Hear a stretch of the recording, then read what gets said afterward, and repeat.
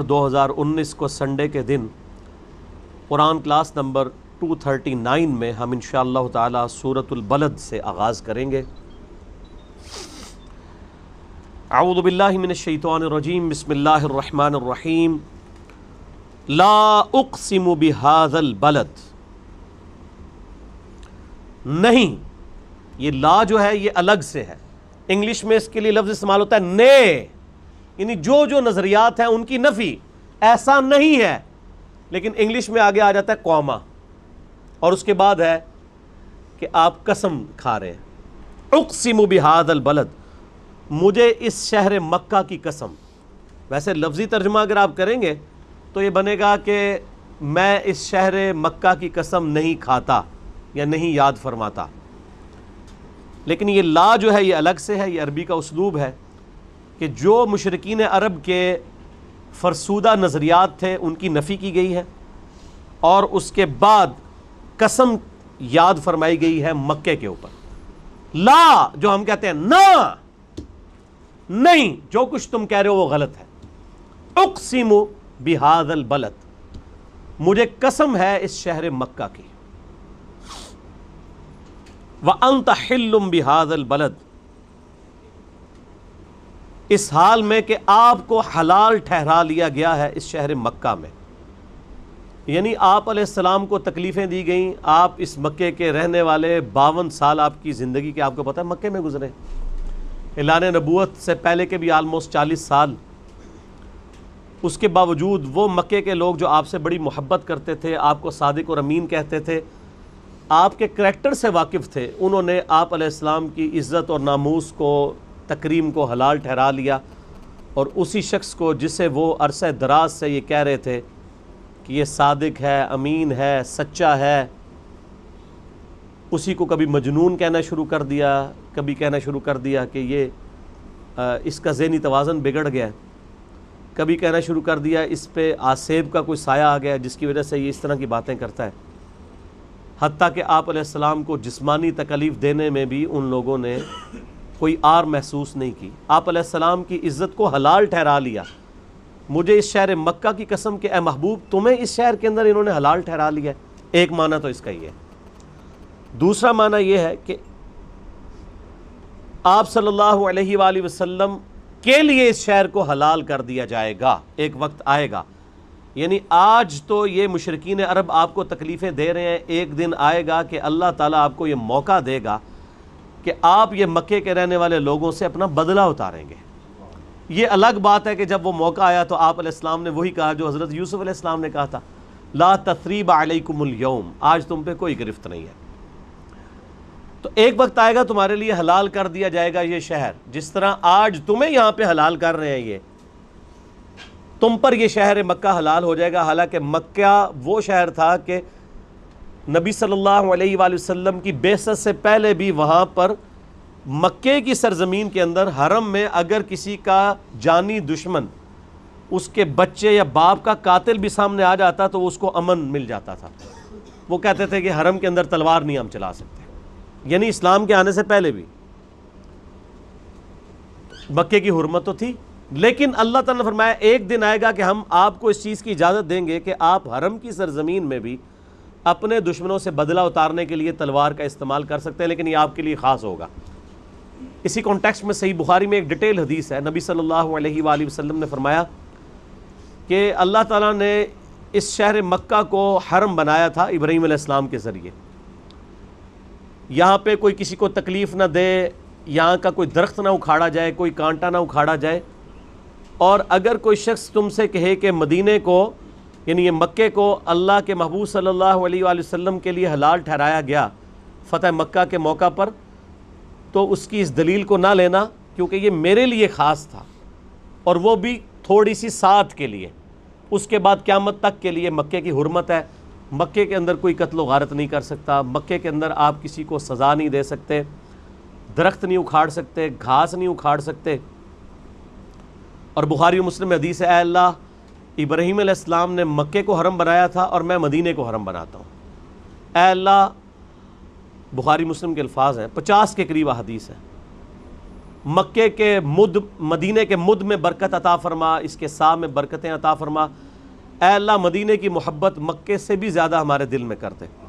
تو یہ مکہ اور مدینہ دونوں حرمین ہیں، اس لیے آپ جب حج اور عمرے کے لیے جاتے ہیں تو آپ دیکھتے ہیں کہ مکے میں مختلف سڑکوں سے جب آپ چوراہوں سے گزر رہے ہوتے ہیں تو وہ جو سائن بورڈ لگے ہوتے ہیں نا ٹریفک پولیس کی جانب سے، اس میں جو ایرو لگا ہوتا ہے لکھا ہوتا ہے الی الحرم، یعنی یہ راستہ حرم کی طرف جاتا ہے۔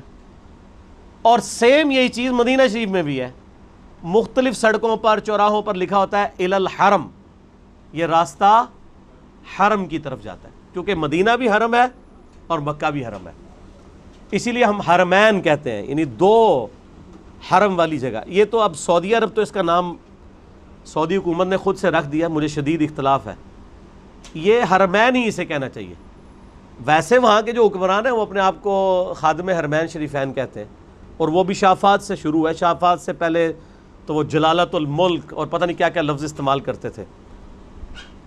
یہ شریف النفس ایک ان میں ایک بادشاہ گزرا شافات، جس نے یعنی مسجد نبوی اور حرم شریف کی توسیع بھی کی، تو پہلی دفعہ اس نے اپنا یہ نام اڈاپٹ کیا کہ میں بادشاہ نہیں ہوں بلکہ ہم خادم ہیں، خادم حرمین شریفین۔ اتنا سٹیپ تو انہوں نے طے کیا، تو اگلا سٹیپ یہ بھی ہونا چاہیے کہ سعودی عرب کا نام بھی چینج کر کے اس کا نام رکھیں حرمین شریفین، حجاز مقدس، یہ الفاظ استعمال ہونے چاہیے، کسی خاندان کے ساتھ اسے منسوب نہ کیا جائے۔ پھر اس پر تر رہا یہ کہ وہاں پہ جب ان لوگوں نے مسجد نبوی کی توسیع کی اور مسجد حرام کی، کئی دروازوں کے نام اپنے بادشاہوں کے دروازوں کے یعنی ان کے ناموں کے اوپر ان دروازوں کے نام رکھ دیے، شاہ عبدالعزیز، شاہ فہد، ایون یہ بھی جو بڑی ایکسٹینشن ہوئی ابھی شاہ عبداللہ کے دور میں، اس پورے کے پورا وہ جو سلسلہ تھا وہ شاہ عبداللہ نام رکھ دیا اس دروازے کا، اور پوری کی پوری وہ ساری ڈیٹیلز آپ کو پتہ ہی ہیں، نیٹ پہ بھی آپ دیکھ سکتے ہیں۔ حالانکہ یہ نام رکھے جانے چاہیے تھے اہل بیت کے ناموں کے اوپر، صحابہ کرام کے ناموں پر، عشرہ مبشرہ کے ناموں کے اوپر، جن لوگوں کی کنٹریبیوشنز کی وجہ سے آج ان صحابہ کرام علیہم رضوان کی قربانیوں کی وجہ سے، اہل بیت کی قربانیوں کی وجہ سے ہم آج سرزمین ہند کے اندر یعنی انڈیا، پاکستان، بنگلہ دیش میں مسلمان بیٹھے ہیں، یہ ان لوگوں کی محنتیں۔ تو اللہ تعالیٰ فرماتا ہے کہ مجھے قسم اس شہر مکہ کی، حالانکہ آپ کو اس میں حلال ٹھہرا لیا گیا ہے، اور آپ صلی اللہ علیہ وآلہ وسلم کے لیے بھی ایک دن آئے گا کہ آپ کے لیے بھی شہر مکہ حلال کر دیا جائے گا۔ یہ میں ان کو پکڑائیں جی مصحف، یہ مصحف آپ لوگوں کے ہاتھ میں اس لیے پکڑایا جاتا ہے کہ تاکہ آپ لوگ سوئیں نہ، ورنہ یہاں پہ تو سکینت نازل ہو رہی ہے تو آپ کو نیند تو آئے گی، تو اسی لیے ان کو مصحف پکڑائیں جی۔ کوئی جو ہے وہ یعنی 30 بار خان بننے کی کوشش نہ کرے، ہر چیز کی حکمت ہوتی ہے۔ جو میں بار بار کہتا ہوں مصحف آپ کے ہاتھ میں ہوگا تو شیطان بھاگے گا۔ کافی قرآن پاک پیچھے پڑے ہیں، جس کے پاس نہیں ہے وہ کھول کے سامنے رکھے، ٹھیک ہے؟ قرآن پاک آپ کے سامنے ہونا چاہیے تاکہ آپ کی کنسنٹریشن لوز نہ ہو۔ ووالد وما ولد، اور مجھے قسم ہے باپ کی اور اس کی اولاد کی۔ ایک اس کی تفسیر یہ کی گئی ہے کہ یہاں باپ سے مراد ابراہیم علیہ السلام ہے اور ان کی اولاد سے مراد نبی صلی اللہ علیہ وآلہ وسلم ہے، کیونکہ شہر مکہ میں بنو اسماعیل آباد تھے، وہ ابراہیمی تھے، ابراہیم علیہ السلام کی اولاد میں سے تھے، اور خود نبی صلی اللہ علیہ وآلہ وسلم ابراہیمی تھے، اولاد کے اعتبار سے بھی اور عقیدے کے اعتبار سے بھی۔ اور ایک اس کا معنی اگر جنرلائز کیا جائے تو وہ جنرل معنی یہ بنے گا اس کا کہ باپ اور اس کی اولاد کی قسم، یعنی باپ کو اللہ تعالیٰ نے ایک مشقت میں ڈالا ہے نا، اولاد کی پرورش اس کے ذمہ ہے اور اس کی وجہ سے اس کی اہمیت بھی ہے۔ لقد خلقنا الانسان فی کبد، بے شک ہم نے انسان کو بڑی مشقت میں پیدا کیا ہے۔ سورہ انشقاق کے اندر بھی اس طرح کی آیات آئی تھی، میں نے ڈیٹیل گفتگو کی تھی کہ ہر شخص مشقت میں پیدا کیا گیا ہے، پیدائش سے لے کے مرتے دم تک انسان مشقت میں، خصوصاً جب وہ جوانی کی عمر میں قدم رکھتا ہے تو مشقت میں اضافہ ہو جاتا ہے،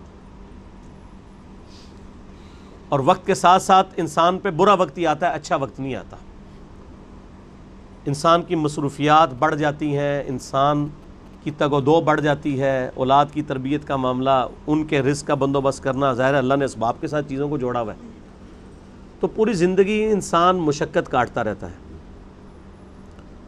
لیکن کامیاب ہیں وہ لوگ جن کی یہ مشقت اللہ کے لیے ہوتی ہے، چاہے وہ اپنے بیوی بچوں کے لیے بھی کر رہے ہیں، لیکن خدا ٹاپ پرائرٹی رہے، اللہ کو ترجیح اول مانے۔ جیسے ہی اللہ کے حوالے سے ترجیح ہٹ گئی تو آپ کی بڑی سی بڑی نیکی بھی زیرو سے ملٹیپلائی ہو جائے گی۔ ایک شخص رزق حلال کما رہا ہے، اس کے لیے نیکی ہے، لیکن اگر اس کی وجہ سے وہ نمازیں چھوڑ رہا ہے، روزے چھوڑ رہا ہے، اللہ کے احکامات کو پامال کر رہا ہے، تو یہ اس کی نیکی پھر کس کام کی ہے؟ وہ تو پھر کئی اور لوگ بھی کر رہے ہیں۔ کیا دنیا میں لاکھوں غیر مسلم ایسے نہیں ہیں جو حلال کما رہے ہیں؟ بڑے بڑے اپ رائٹ قسم کے لوگ ہیں، اس طرح کے آپ کو مسلمانوں میں دکھانے مشکل ہو جاتے ہیں، لیکن جب تک خدا کے ساتھ کمٹمنٹ نہیں ہوگی آپ کی نیکیوں کا آپ کو فائدہ نہیں ہوگا۔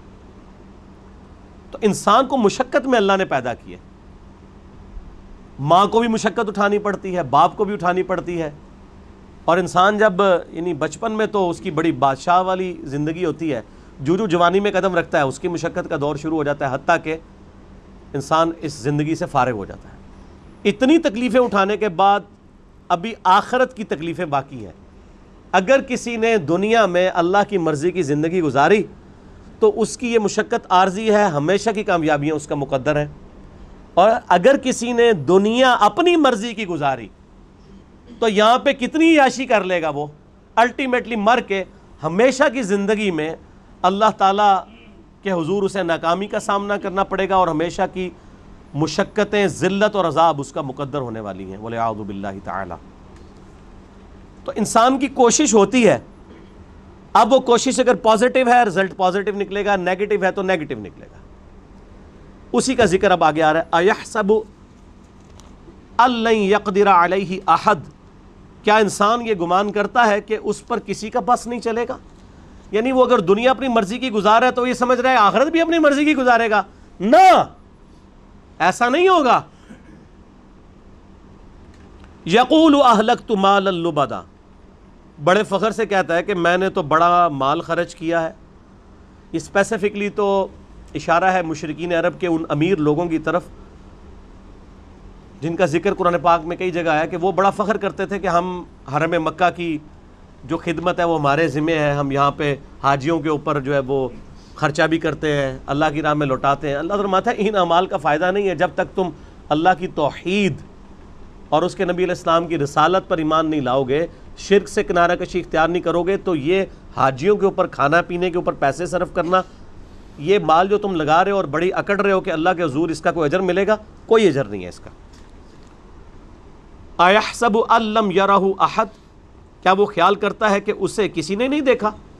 اس کو نہیں پتا یہ تم لوگ کس لیے کر رہے ہو، وہ کرتے تھے صرف اپنی عمارت کو جتانے کے لیے، ریاکاری کے لیے، لوگوں پہ اپنی جو دولت ہے اس کا روب ڈالنے کے لیے۔ جس طرح آج کل بھی آپ دیکھتے ہیں لوگ مساجد کے اندر وضو خانے بنواتے ہیں، ٹوائلٹس بنواتے ہیں، قالین ڈلوا لیتے ہیں، تو باقاعدہ وہ کئی جگہ پہ تو دیکھا گیا نیم پلیٹ لکھوا دیتے ہیں کہ وضو خانہ فلاں کے لیے ہوا ہے، فلاں کے سالے ثواب کے لیے۔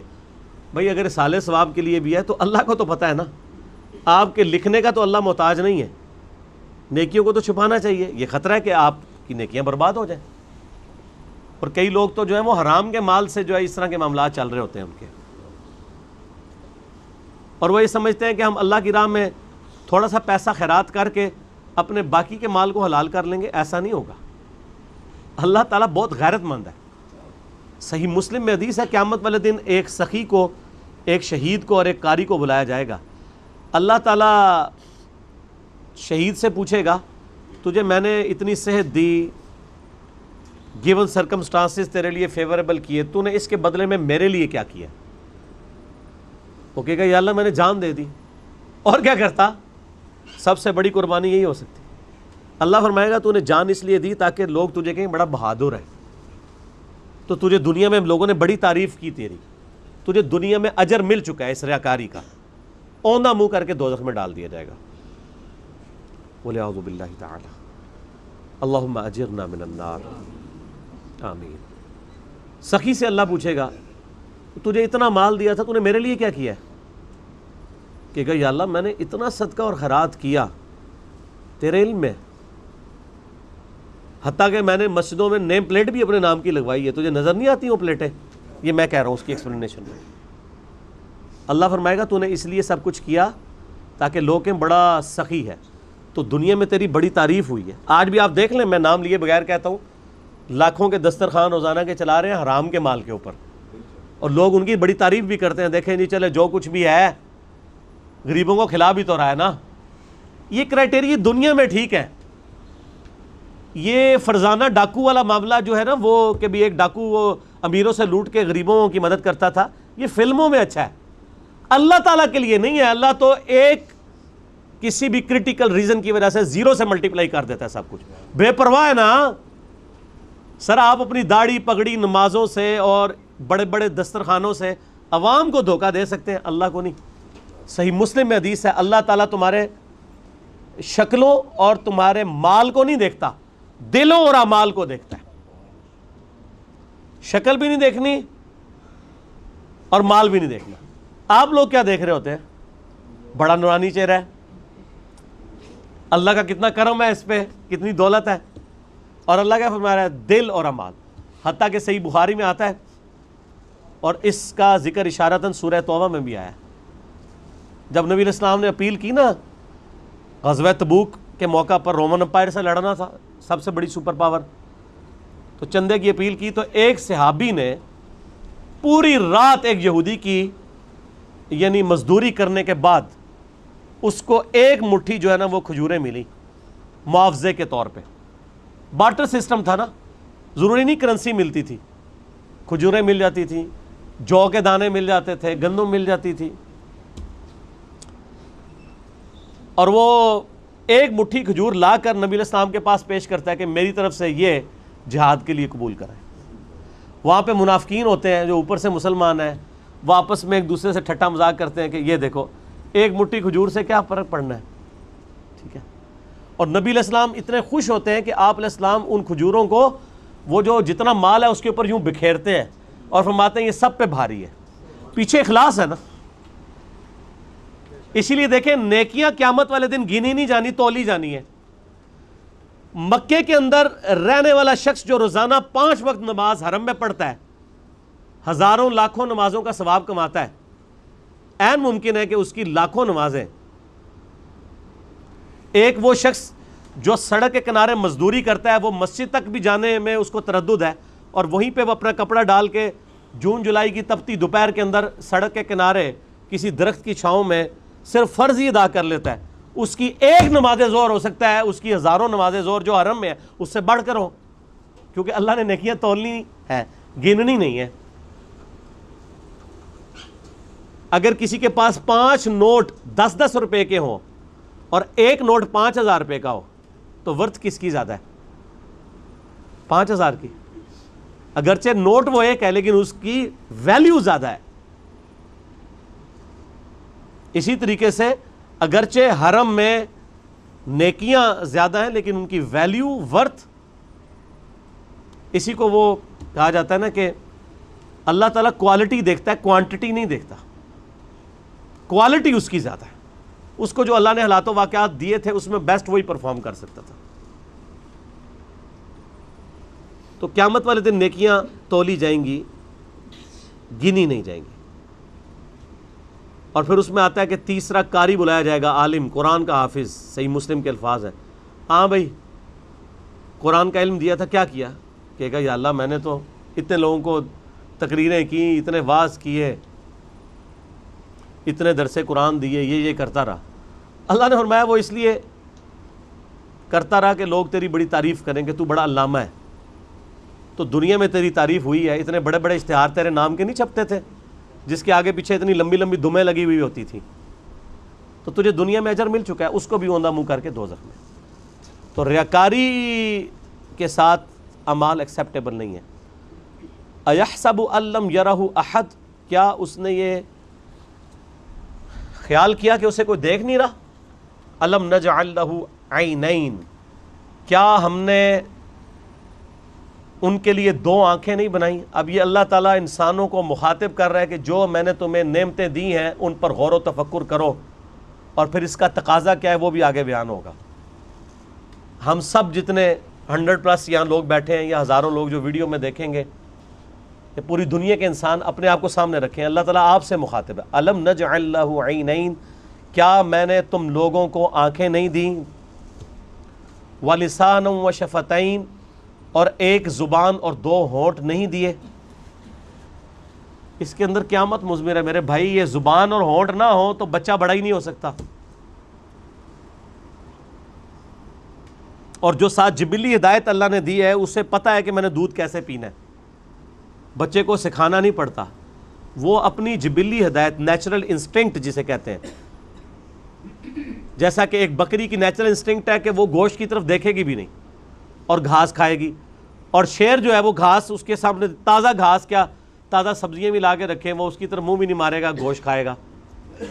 اس طرح کی اللہ تعالیٰ نے ہر انسان کو بھی ایک انسٹنکٹ دی ہے جس کی وجہ سے وہ بچپن ہی سے ان چیزوں کی طرف مائل ہو جاتا ہے. ہونٹ اور زبان چوسنے کے لیے. وَهَدَيْنَاهُ النَّجْدَيْنِ، اور ہم نے اس کو دو راہیں دکھا دیں، دو گھاٹیاں دکھا دیں. ایک معنی اس کا یہ بھی کیا گیا ان دو گھاٹیوں سے مراد اس بچے کے لیے جو ماں کے دودھ پینے کی جگہ ہے وہ مراد لی گئی ہے، کیونکہ ہونٹوں کا ساتھ ذکر ہے اور زبان کا ذکر ہے، اور اس کے بعد اس کو جبلی ہدایت بھی دی ہے یہاں سے تجھے دودھ ملے گا. اور ایک اس کا معنی یہ کیا گیا ہے کہ ان گھاٹیوں سے مراد یہ ہے کہ اسے بتا دیا گیا ہے کہ یہ حق کا راستہ ہے، اس کا انجام جنت ہے، اور یہ برائی کا راستہ ہے، اس کا انجام جہنم ہے. انا ہدیناہ السبیل اما شاکرا و اما کفورا، ہم نے ہدایت کا راستہ دکھا دیا ہے، چاہے شکر گزاری کی روش اختیار کرو خواہ نہ شکری کی. فلقتحم العقبہ، پھر وہ داخل ہی نہیں ہوا اس گھاٹی کے اندر جو اللہ کی ریکوائرمنٹ تھی کہ کون سی گھاٹی اختیار کرنے والی تھی. وما ادراک ما العقبہ، اور تمہیں کیا پتا ہم کس گھاٹی کا ذکر کر رہے ہیں. فک رقبہ، وہ گھاٹی ہے غلاموں کی گردن کو چھڑانا. میں اکثر کہتا ہوں کہ یہ جو مال خرچ کرنا ہے نا، یہ اللہ تعالیٰ کو اتنا محبوب ہے کہ قرآن حکیم میں نماز کے پیرلل ہمیشہ اللہ کی راہ میں صدقہ کرنے کا ذکر آیا ہے. اور یہاں پہ تو دیکھیں اس سے ہٹ کے نماز کا کہیں ذکر ہی نہیں، اللہ کی راہ میں خرچ کرنا، غلاموں کو آزاد کروانا. غلامی کا دور تھا. آج اس کی ماڈرن فارم یہ ہے کہ کوئی مقروض ہے اور آپ کو اللہ نے رقم دی ہے تو آپ اس مقروض کو اس قرضے سے نجات دلا سکتے ہیں. او اطعام فی یوم ذی مسغبہ، یا بھوک والے دن قحط کے عالم میں کسی بھوکے کو کھانا کھلانا. یہ ہے وہ گھاٹی جو تمہیں عبور کرنی، یعنی جیب ڈھیلی کرنی ہے اللہ کے لیے. اللہ کے لیے جیب وہی ڈھیلی کرے گا جس کی یہ عقیدت ہوگی اللہ کے ساتھ، اور یہ عقیدہ وابستہ ہوگا کہ میں جو مال اللہ کی راہ میں خرچ کر رہا ہوں الٹیمیٹلی اس کا بدلہ مجھے اللہ تعالیٰ نے آن دا ڈے آف ججمنٹ، قیامت کے دن دینا ہے. دنیا میں تو اگر آپ سے گورنمنٹ کہے کہ آج 10 روپے خرچ کرو، ہفتے بعد 1 لاکھ روپیہ لے لینا، تو سب لوگ کہیں گے جی ہمارے پاس تو کافی پڑے ہوئے ہیں گھر، یہ بھی لے لیں. اور لاکھ کے ساتھ ڈبل شاہ کے کئی واقعات آپ کے ملک میں نہیں آتے. اور اللہ کیا فرما رہا ہے سورہ البقرہ میں؟ 700 گنا تک کر کے لوٹاؤں گا، 700 گنا. اور یہ فرمایا جس کے لیے چاہوں گا اس سے بھی زیادہ اس کے لیے لوٹا دوں گا. اتنا بڑا پروفٹ تو کوئی بھی نہیں دیتا. اور اس دن جس دن کی کرنسی صرف نیکی ہے، قیامت کے دن. قرآن حکیم میں کئی جگہ آیا نا، اگر کسی شخص کو یہ اختیار دیا جائے کہ اس زمین اور اس کے مثل اور سونا، پوری زمین جتنا سونا بھی خیرات کر دیا جائے، تو کہے گا یا اللہ میں خیرات کرتا ہوں مجھے دوزخ سے رہائی مل جائے. تو یہاں تو اللہ تعالیٰ آپ سے اتنا بڑا سونا ڈیمانڈ نہیں کر رہا. گیون سرکمسٹانسز میں جو جتنا افورڈ کر سکتا ہے اللہ کی راہ میں خرچ کرے. بھوکے کو کھانا کھلانا، اور یہ کھانے کھلانا چاہیے. آج کل یہ جو بھوکے جعلی قسم کے پھر رہے ہیں نا زیادہ تر، ان کو بھی جو ہے نا ایڈریس کرنے کا بڑا آسان طریقہ ہے. جو کہتا ہے نا جی میں نے روٹی کھانی ہے مجھے 10 روپے دیں، اس کو کہ چلو روٹی کھلا دیتے ہیں، آؤ ہوٹل پہ بیٹھو کھاؤ روٹی، پیمنٹ کر دوں گا. وہ بیسیکلی پیسہ مانگنے کے لیے انہوں نے ایک جو ہے ذریعہ اڈاپٹ کیا ہوا ہوتا ہے. انہوں نے وہ روٹی نہیں کھانی ہوتی ہے، وہ پروفیشنل ہوتے ہیں. لیکن یہ یاد رکھیے گا قرآن حکیم میں ایون اگر کوئی پروفیشنل بیگر بھی، کوئی بھکاری آپ کے پاس آ جاتا ہے، آپ کو یہ اجازت نہیں کہ آپ اسے ڈانٹیں.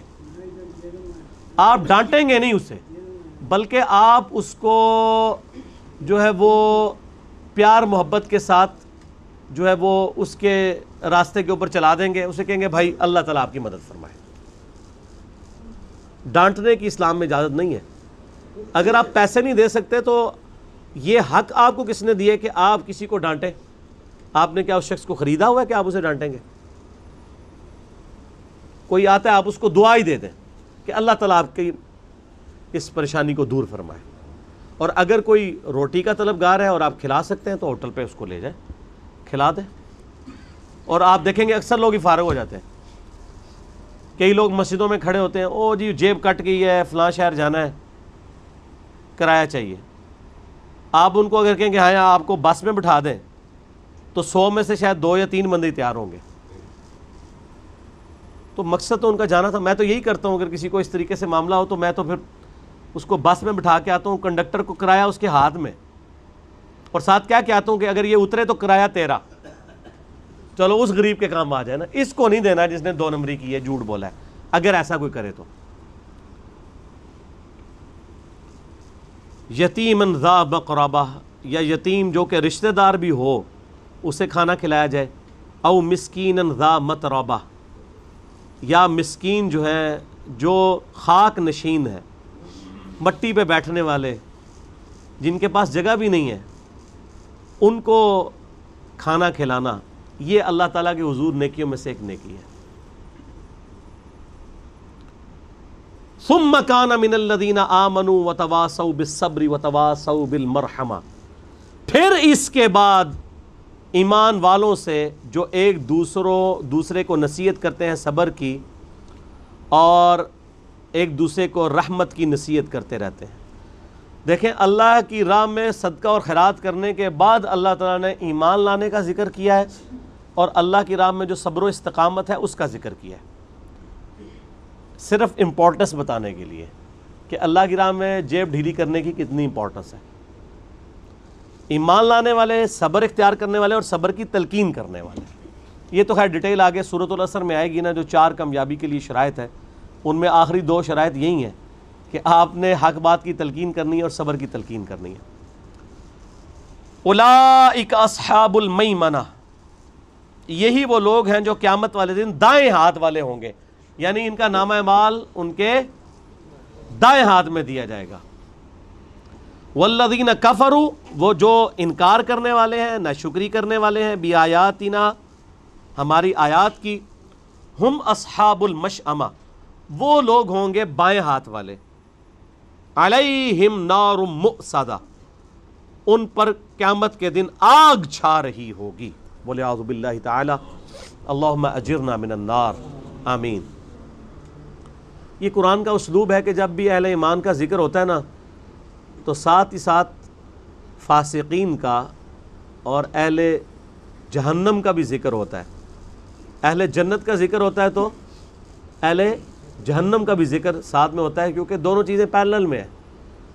صرف یہ نہیں ہے کہ میٹھی نیند آپ کو سلا دیا جائے، تصویر کا دوسرا رخ بھی دکھایا جاتا ہے کہ بھائی بڑے معاملات سخت ہونے والے ہیں.